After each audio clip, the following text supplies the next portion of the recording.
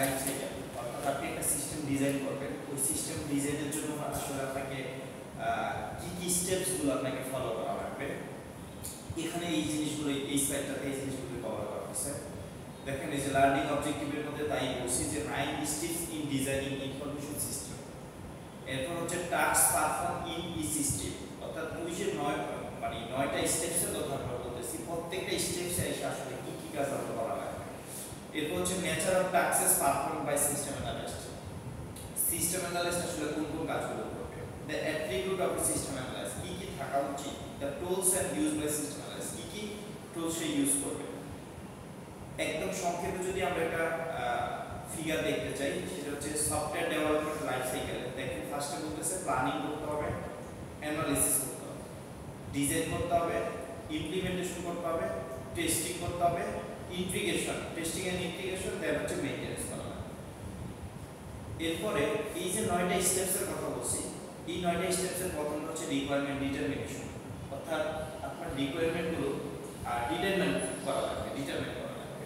কি রিকোয়ারমেন্ট, আপনি কি টাইপসের বিজনেস দিবেন, ওই বিজনেসের জন্য আপনি ডিজিটাল সিস্টেম কিভাবে বানাবেন, এটা আপনার জানতে হবে। এটাকে বলতেছি রিকোয়ারমেন্ট। মানে রিকোয়ারমেন্ট মানে কি, প্রয়োজনীয়তা যেটা আমার দরকার সেটা আপনাকে ফিক্স আউট হতে হবে যে আমি এই টাইপসের বিজনেস দিব, সো আচ্ছা আমার সিস্টেমটা আসলে এরকম হওয়া উচিত।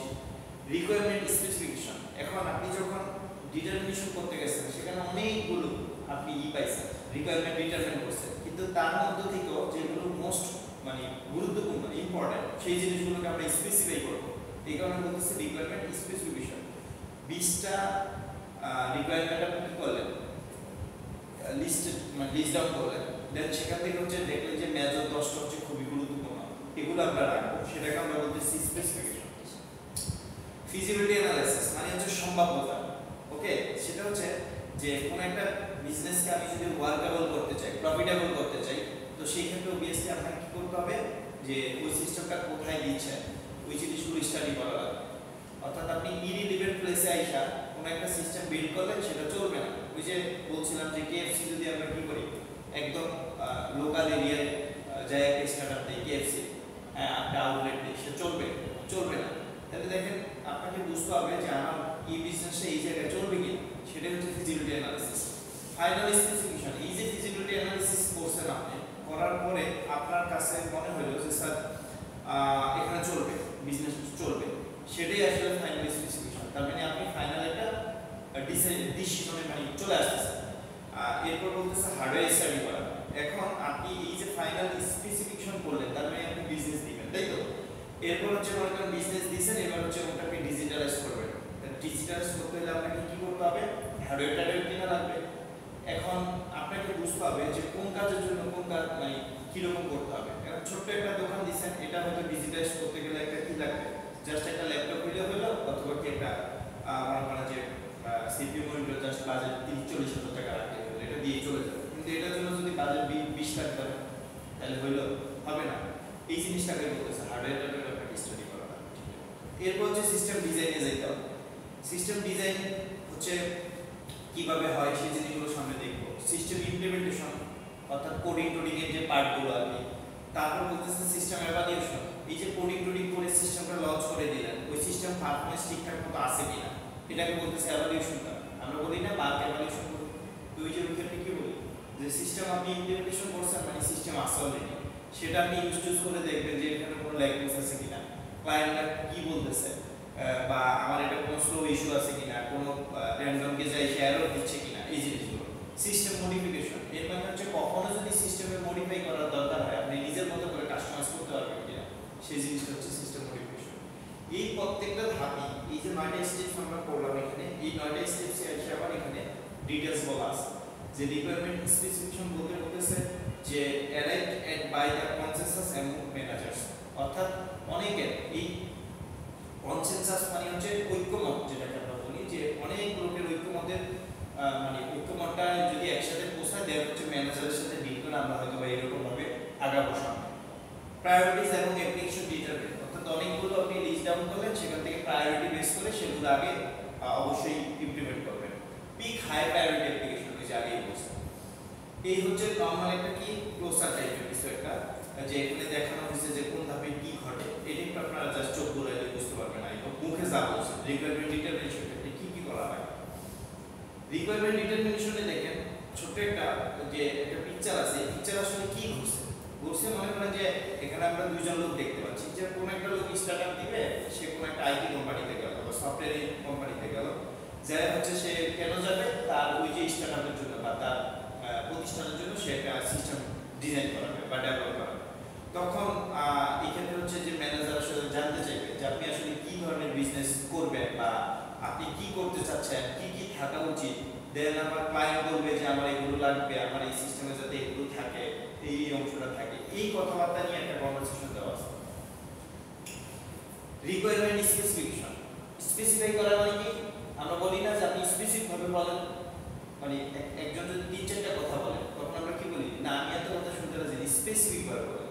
ওই যে কিছুক্ষণ আগে রিকোয়ারমেন্ট ডিটারমিনেশন 20টা কথা বলছিলাম, আরো বেশি হইতে পারে, সেখান থেকে এবার আপনি স্পেসিফাই করবেন 6টা 5টা 7টা 10টা স্পেসিফাই করবেন। সেই জিনিসগুলো হচ্ছে এখানে কথাবার্তা ডিটেইলস বলা আছে।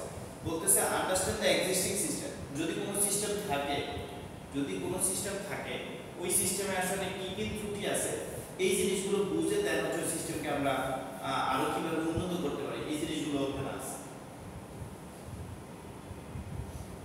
রিকোয়ারমেন্ট স্পেসিফিকেশন বা স্পেসিফিকেশন টাইপস এর ক্ষেত্রে দেখেন কি হতে পারে, functional, performance, interface, maintainability, reliability, safety এবং হচ্ছে কোয়ালিটি, এই জিনিসগুলো ফোকাস করা লাগে। এখানে এসে জাস্ট তিনটা ডিফারেন্সিয়েশন হচ্ছে। ফার্স্ট হচ্ছে বিজনেস রিকোয়ারমেন্ট ডকুমেন্ট, এরপর হচ্ছে software requirement specification, functional requirement specification. এইটার একটা ডিফারেন্সিয়েশন আছে বা পার্থক্যগুলো স্লাইডে আসে, জাস্ট হচ্ছে একটু চোখ বুলাবেন। এইবার হচ্ছে ফিজিবিলিটি অ্যানালাইসিস। ফিজিবিলিটি কি বলছিলাম যে ওই যে একটা বিজনেস দিলে চলবে কিনা সেই জিনিসগুলো হইছে দেখেন, এবং দিতে হইলে আর কি কি আমার চিন্তা করা লাগবে। দেখেন এই যে হিউম্যান রিসোর্স, অর্থাৎ আপনার জনবল কিরকম লাগতে পারে, তারপর হচ্ছে টাইম এন্ড মানি, আপনার ওই পরিমাণ টাইম এবং সময় এবং টাকা পয়সা ইনভেস্ট করার মতো আছে না ক্যাপাবিলিটি, এবং কি কি ইকুইপমেন্ট লাগবে। এছাড়াও আরো কি আছে, আরো বলছিলাম কিছুক্ষণ আগে মানে সেটা হচ্ছে যে গার্মেন্টস ইন্ডাস্ট্রিগুলো কোথায় হয়, সেটা হচ্ছে দেখবেন শিল্প অঞ্চলে এবং তাদের জন্য ডেডিকেটেড বিদ্যুতের লাগে, তাই না? এখন মনে করেন আমি একটা গার্মেন্টস দিলাম, সেটা হচ্ছে ঢাকার বাইরে একদম গ্রামে, তো গ্রামে তো বিদ্যুৎই থাকে না, আপনি এটা চলবে না, এটা লস হয়ে যাবে না। সেটাই হচ্ছে one types of feasibility analysis. অর্থাৎ আপনাকে সিদ্ধান্ত নিতে হবে যে এই বিজনেস এখানে চলবে না, সো আমি এখানে দিব না, যেটা যেখানে উপযোগী সেখানেই করতে হবে।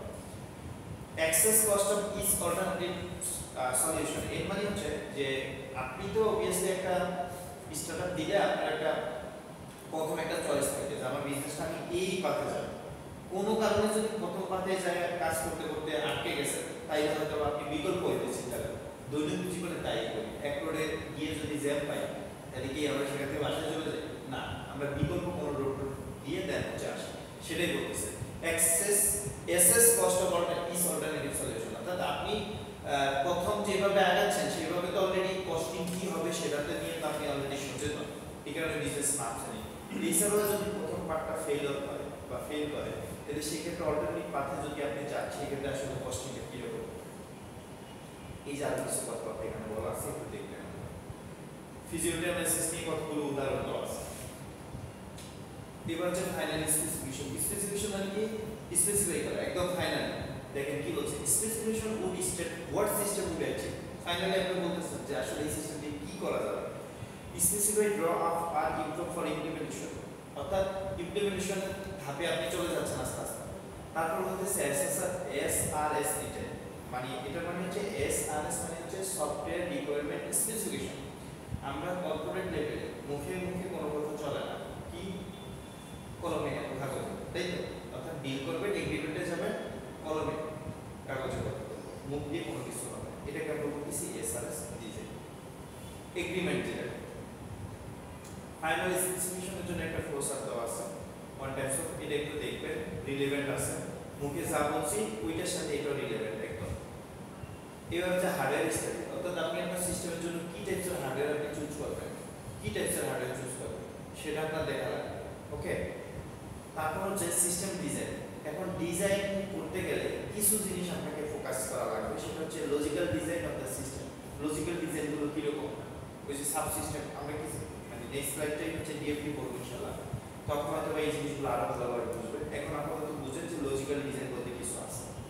Object identified, database design, program specification drawn up, implementation plan drawn up, test এই জিনিসগুলো আপনাকে মাথায় রাখতে হবে সিস্টেম ডিজাইনের জন্য। সিস্টেম ডিজাইনের জন্য ফার্স্টে দেখেন কি বলতেছে, প্ল্যানিং করতে হবে, সিস্টেম ডেফিনিশন, এরপর বলতেছে লজিক্যাল ডিজাইন করতে হবে, ফিজিক্যাল মডেল তৈরি করতে হবে, তারপর বলতেছে ডেটা কনভার্সন এন্ড লোডিং, অর্থাৎ কোথায় ডেটাগুলো আপনি রাখবেন, দেন হচ্ছে টেস্টিং করবেন যে ডেটাগুলো ঠিকঠাক মতো আছে।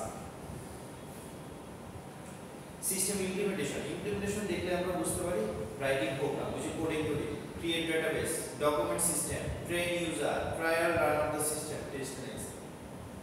বুঝা গেল এই জিনিসগুলো, অর্থাৎ রাইট প্রোগ্রাম, আপনার প্রোগ্রাম লিখতে হবে, ক্রিয়েট ডেটাবেস, ওই অনুযায়ী আপনি আপনার সিস্টেম অনুযায়ী ডেটাবেস ডিজাইন করা লাগবে, ডকুমেন্ট সিস্টেম তার মানে কি নোট ডাউন করা লাগবে ডকুমেন্ট, ট্রেন ইউজার, যে আমরা অনেক সময় দেখা যায় একদম নিউ সিস্টেম হলে কি করে যে ইউজাররা তো জানে না যে কোথায় কি থাকে, মনে করেন আমি আপনার কাছে ডেভেলপ করে আনলাম, আপনি আমাকে একটা সফটওয়্যার বানিয়ে দিলেন, এখন ফার্স্টে তো আমি বুঝবো না, আপনি যদি আমাকে না দেখায় তো সেই ক্ষেত্রে আপনি আমাকে দেখাই দিলে দেন হচ্ছে আমি আপনার প্রোডাক্টটা ইউজ করতে পারবো, সেটাই বলতেছে train user. Okay, trial run of the system, then হচ্ছে আপনি ট্রায়াল দিবেন যে সিস্টেমটা ঠিকঠাক মতো চলে কিনা, টেস্ট এন্ড অ্যাকসেপ্ট, কতটুকু ঠিকঠাক হলে চললে এটা মার্কেটে চলবে, তারপর আপনি ফাইনালি লঞ্চ করবেন। বুঝা গেল? সিস্টেম এভালুয়েশন মানে কি? এভালুয়েশন মানে মূল্যায়ন করা, তাই না? একটা সিস্টেম অলরেডি এক্সিস্টিং আছে, ওই সিস্টেমে হচ্ছে আপনার যদি কোনো লিমিটেশন থাকে যে এই ফিচারগুলো এইভাবে না হয়ে এইভাবে হতে পারে বা না এটা চমৎকার, ফিডব্যাক থাকে না, আমি ফিডব্যাকের কথা বলি, আপনি একটা জিনিস ইউজ করতেছেন, আমি যদি ফিডব্যাক জানতে চাই তখন হয়তো এরকম হতে পারে যে স্যার এই জিনিসটা ভালো হয়েছে, আবার এখানে এই জিনিসটা না থাকলে মনে ভালো হতো, কেমন জানি মনে হচ্ছে। সো এখানে ওই যে list area of dissatisfaction and find resolve, অর্থাৎ যে কারণে আপনি কি করতেছেন মানে ডিসস্যাটিসফ্যাকশন এখানে আছে সেগুলো হচ্ছে আপনি লিস্ট ডাউন করেন, এরপর হচ্ছে এটা কেন হচ্ছে এটা খুঁজে বের করেন। Suggested if there has to be any improvements to the system, যদি ওই সিস্টেমে কোনো ইমপ্রুভমেন্ট দরকার হয় আপনি অপিনিয়ন দিতেই পারেন, অপিনিয়ন দিলে সেটা আমরা কি করব পরবর্তীতে হয়তো ইমপ্রুভ করে আপডেট করে আমরা লঞ্চ করব।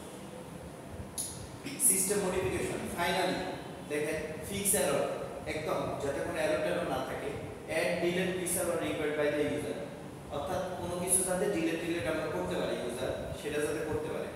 টিউন দ্য সিস্টেম, পুরো সিস্টেমটা বুঝা, continuously monitor system and assess performance. Continuously monitor system মানে কি, মানে ওই যে বলছিলাম মনে করেন এই যে এখানে কি আছে, এই যে পুরো বিল্ডিংটা কয়তলা, 20 তলা, 20 তলার মধ্যে দেখেন প্রায় 18 তলাতে হচ্ছে আইওএস এর কাজগুলো হচ্ছে, পুরো জিনিসগুলো হচ্ছে সিসি ক্যামেরা আছে, এছাড়া আছে এই যে আমাদের টিভি আছে, মনিটর আছে।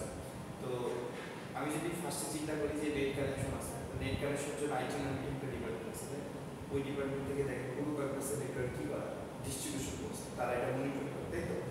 এখন অবশ্যই একটা সার্ভার ব্যবস্থা যেখানে হয়তো অনেকগুলো রাউটার আছে, একটা রাউটার অনেকগুলো পোর্ট থাকবে, তো যে কোনো সময় একটা রাউটার একটা পোর্ট কি হতে পারে অফ হয়ে যেতে পারে, আপনি বলতে পারেন না অফ হয়ে যেতে পারে, বা একটা ফ্লোরে নেট কাজ করতেছে কোনো একটা কারণে, সেটা হয়তো ইউজার না আসতে বুঝবে। তো এরপর কি করা হয় যে সার্ভার রুমে যিনি আছে ফরওয়ার্ড ডেস্কে দেখবেন একবার ঢুকে একটু মনিটর করে ওয়্যারের বিলিং করতেছে না, মানে বাতিগুলো জ্বলতেছে না, যদি কোনো বাতি অফ হয় তখন যে লাইটটা অফ করে, তো সেই ক্ষেত্রে সে আবার কি করে ওটা চেক করে আবার আপ করে। বুঝা গেল? এই জিনিসটাই বলতেছে continuously monitor system and assess performance, বুঝে একদম last point. System life cycle diagram, এতক্ষণ এই যে 9টা স্টেপসের কথা বলছি দেখেন এখানে সবগুলি আছে।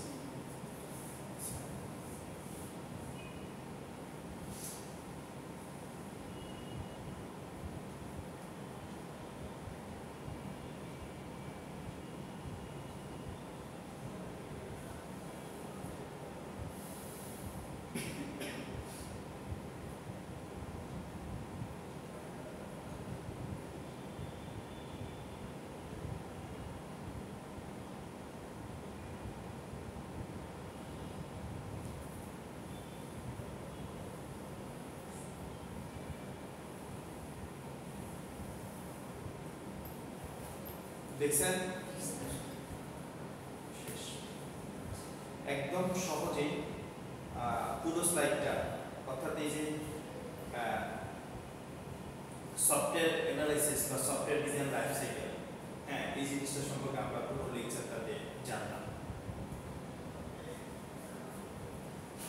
আমরা হয়তো পরবর্তী